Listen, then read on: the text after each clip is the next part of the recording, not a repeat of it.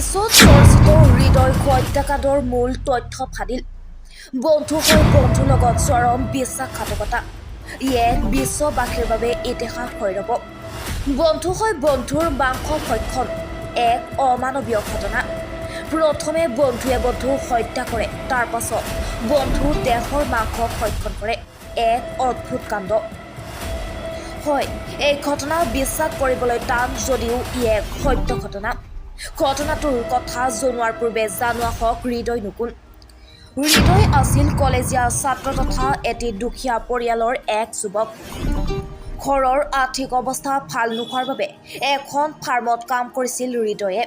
আৰু সেই সূত্ৰে ফাৰ্মত একেলগে কাম কৰা অন্য পাহাৰীয়া যুৱকৰ সৈতে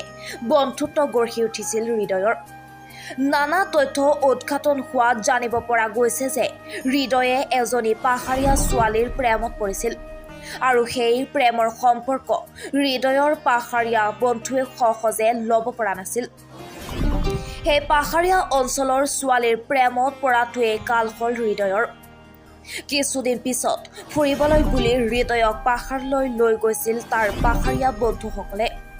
কিন্তু পাহাৰীয়া বন্ধুবোৰে ফুৰিবলৈ লৈ যোৱা চলনাৰে হৃদয়ক অপহৰণহে কৰিছিল আৰু তাৰ পাছত হৃদয়ক মুক্তি কৰি দিয়াৰ বাবদ 20 লাখ টকাৰ লগতে আৰক্ষীৰ সৈতে কোনো ধৰণৰ যোগাযোগ স্থাপন নকৰিবলৈ হৃদয়ৰ পৰিয়ালক সকিয়নি দিছিল কিন্তু কৰপৰা দিব হৃদয়ৰ দুখীয়া পৰিয়ালটোৱে ইমানবোৰ টকা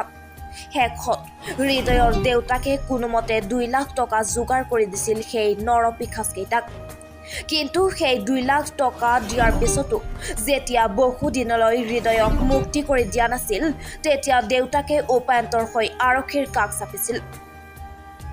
তাৰ পিছতেই ঘটনাৰ পমখেদি আৰক্ষীয়ে সেই নৰখাদক পাহাৰীয়া ব্যক্তি কেইজনক অৱশেষত গ্ৰেপ্তাৰ কৰিবলৈ সক্ষম হয় আৰু আৰক্ষীৰ জেৰাত নৰভক্ষক কেইটাৰ মুখৰ পৰা ঘটনাৰ লগত জড়িত বহু তথ্য ফাদিল কৰে আৰক্ষীয়ে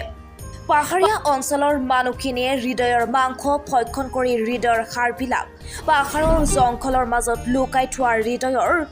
নৰ কংকালখিনি উদ্ধাৰ কৰে আৰক্ষীয়ে পিছত আৰক্ষীয়ে মৃত হৃদয়ৰ কংকালখিনি গতাই দিয়ে দেউতাকৰ হাতত চাওক এই হৃদয় বিদাৰক দৃশ্য হৃদয়ৰ পৰিয়ালে এই চকুৰ পানী চাই আপোনালোকেও কওক এই মানৱৰূপী নৰভক্ষক কেইটাৰ কি শাস্তি পোৱা উচিত আপোনালোকে কওক আমিও ভগৱানৰ ওচৰত প্ৰাৰ্থনা কৰিম যাতে এনে কাণ্ড দ্বিতীয়বাৰ পুনৰাই নঘটে